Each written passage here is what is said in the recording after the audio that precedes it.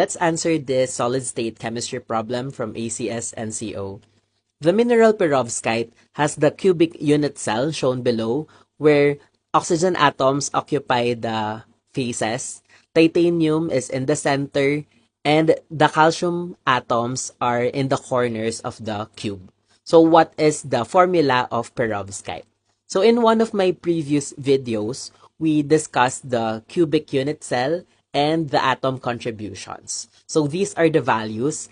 An atom inside the body counts as 1, and if the atom is in the face of the cubic cell, the contribution per cell is 1/2.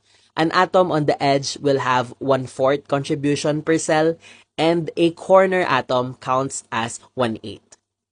Now, let's count each atom in the given unit cell. Oxygen, which is represented by the white circles, we have 6 white circles.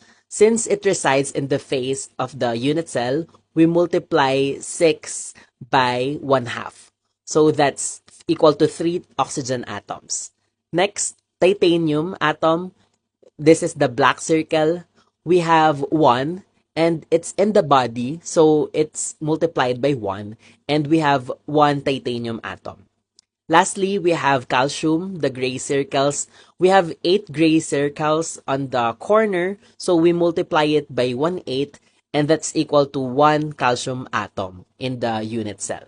So the formula of this perovskite material is CaTiO3 or calcium titanate, and that's letter A.